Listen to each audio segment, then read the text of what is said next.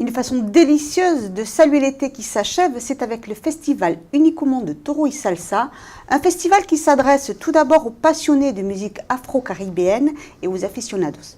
Ce festival commencera vendredi 9 septembre et s'achèvera dimanche. Alors, notre premier invité pour parler de ce festival et plus particulièrement des corridas et des nubiadas est Monsieur Lavigne, qui fait partie de la commission taurine d'Aquoise. Monsieur Lavigne, bonjour. Bonjour. Alors, pour ces férias de Dax, les férias de Dax se sont achevées. Il y avait des corridas qui ont été un succès, on a eu des triomphateurs. Absolument, oui. Il y a eu le triomphateur le premier jour et également dimanche matin. Dimanche matin. Cette feria s'achève. Pour la fin de la temporada, il y a Toro y Salsa, qui pour vous signe vraiment la fin de la temporada d'Aquoise. C'est une programmation que vous voulez différente des ferias d'Aquoise, plus pointue? Non, absolument pas. Lorsqu'on fait, on élabore les cartels, on s'attache, y compris pour Toro y Salsa, comme pour la feria, à faire les meilleurs cartels possibles. D'accord. Vous pouvez nous en parler? Oui. Le programme de Toro y Salsa, c'est quoi?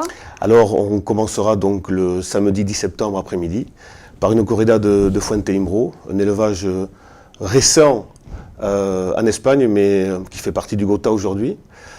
Avec un trio qui sera composé donc de Diego Rudiales, qui vient de triompher à Bilbao, en coupant 2 oreilles, qui est un taureau très, très pur et dont le grand maestro Curo Romero ne tarit pas d'éloges, ce qui est une référence.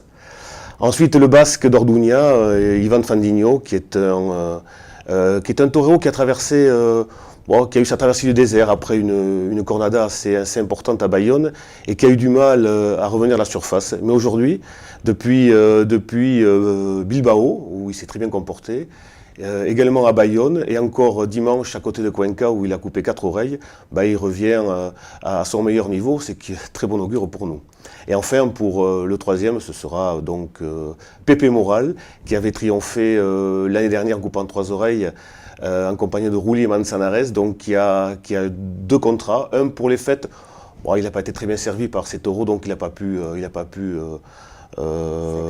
s'exprimer comme il aurait souhaité. Gageons que là, son deuxième contrat, il prouve que l'année dernière, ce n'était pas qu'un feu de paille. Le dimanche matin, ça sera une nubiada piquée et le dimanche après-midi, une corrida. Alors, pour ceux qui ne s'y connaissent pas vraiment, la différence entre une nubiada et une corrida, est-ce que vous pouvez nous l'expliquer très succinctement? C'est très simple. Donc l'âge des taureaux, essentiellement. Donc une nubiada, les taureaux ont 3 ans. Pour une corrida, ils ont 4 ans, entre 4 ans et 6 ans, mais plus généralement 4 et 5 ans. Voilà. Et donc, les jeunes qui affrontent les novillos sont en attente de passer leur doctorat, de passer leur alternative pour devenir matador de taureau. Et alors, cette année, à Toro y Salsa? Alors, il y aura le dimanche matin donc une corrida que je qualifierais d'internationale, puisque les novillos seront de la Quinta, d'origine Santa Coloma, donc des taureaux espagnols.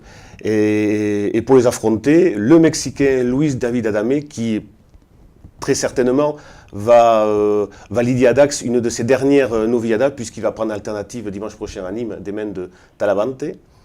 Ensuite, le Colombien Juan de Castilla, je pense que c'est la coqueluche, une des coqueluches de demain, et un grand espoir en Colombie. Et le Français, bien évidemment, Adrien Salenc, qui en ce moment termine très bien sa temporada, et qui a été très bon encore à Bayonne vendredi soir. Et donc ce cartel promet beaucoup. Et j'invite tous les aficionados donc, à venir surtout voir dans les arènes de Dax voir cette nubiada piquée. C'est effectivement une nubiada bien internationale. Ah, tout à fait. L'après-midi, on va avoir une corrida avec 2 personnes, 2 figuras, comme on dit, importantes. Alors oui, pour terminer, il fallait un feu d'artifice. Donc nous avons concocté un cartel avec 2 des plus grandes figuras du moment, El Rulli et Manzanares, qu'on ne présente plus. Alors il y a beaucoup de compétition entre les deux. Et on a même tendance à penser qu'ils s'évitent un petit peu, donc ils seront à Dax ensemble. Et gageons que la compétition sera de nature à nous donner un formidable spectacle. Il sera accompagné donc d'un jeune aux dents longues, Nous avons fait un pari en le prenant, David Galban. Il était venu il y a 2 ans, il était passé un peu inaperçu, mais force est de constater que cette année, il fait une très très bonne temporada et qu'il va aller certainement, ou il va prouver en tout cas, qu'il peut se mettre à la hauteur des 2 grandes figuras que sont Rulli et Manzanares. Les taureaux. Et face la à ces hauteur. taureaux. Alors j'y venais, je ne vais pas dire le meilleur pour la faire, mais les taureaux de Montalvo ont été extraordinaires il y a 2 jours à Palencia, puisque bon, les 6 taureaux ont quasiment tous été applaudis à la rastre, mais il faut souligner qu'un a fait la Vuelta al Ruedo et un autre a été indulté par le maestro Pereira. Donc nous sommes vraiment dans l'attente que leur frère soit, sinon à la hauteur, du moins Aussi bon. du moins aussi bon. La météo sera clémente. A priori, oui, ce qui est très bien. Nous avons déjà été gâtés pour la feria et je pense qu'il en sera de même avec moins de chaleur, donc ce qui est quand même une chose en plus importante pour les spectateurs. Au niveau du public, vous sentez une différence entre le public des ferias, le public de Toro y Salsa? C'est le même? Il est plus exigeant pour Toro y Salsa? Oui, je pense qu'effectivement pour Toro y Salsa, même s'il y a la concurrence avec Arles qui organise également sa deuxième feria le même week-end, il est clair que dans les arènes, il y a peut-être plus d'aficionados que pour les fêtes, où la concurrence est encore plus vive. Mais donc, on peut penser effectivement que ces aficionados-là se font entendre un peu plus que pendant la fête, où il y a beaucoup plus de vacanciers, de touristes en tout cas, qui remplissent l'arène. D'accord. Bon, merci de vous être déplacé jusque dans nos studios, Monsieur Lavigne. Souhaitons que le spectacle soit bon. Toro y Salsa, les taureaux, c'est aussi la musique que vous allez aller sur le dance floor, comme on dit. Bien évidemment, hein, on peut pas, et je dirais même qu'on ne peut pas y échapper. Hein, donc c'est au milieu des casetas, le podium, tout ça. Bon, c'est une belle fête pour clôturer l'été à Dax.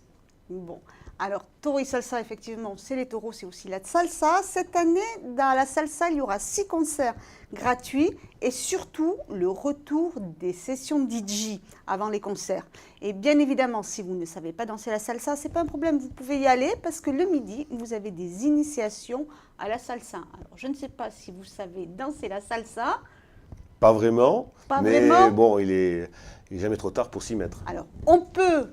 Vous regardez le reportage qui suit, il va y avoir quelques pas de danse, mais de base, pour pouvoir s'amuser pour les néophytes.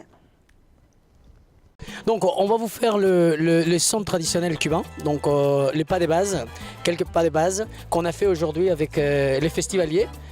Donc très simple.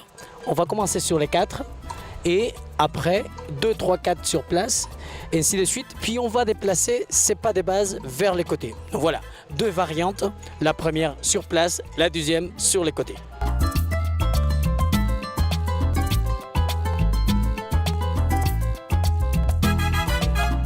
C'est un de la base de la salsa.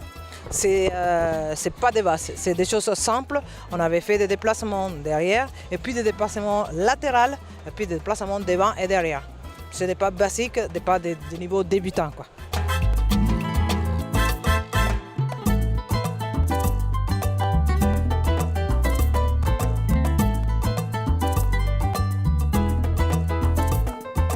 On va faire un mélange maintenant du reggaeton avec la salsa. Comme ça, vous aurez eu 3 styles, ce qu'on appelle la Cuba salsaton. Alors, le premier pas qu'on va faire, c'est un pas très simple. C'est vraiment vers les côtés. Donc, on va se déplacer à droite et à gauche en faisant des mouvements de torse bien syncopés d'un côté à l'autre. Ensuite, on va venir sur place avec un pas de base et on va faire un demi-cercle à droite, un demi-cercle à gauche, tout en marquant le mouvement classique du reggaeton, le torse. Et pour finir, on va faire un pas de salsa pour passer vraiment du reggaeton à la salsa.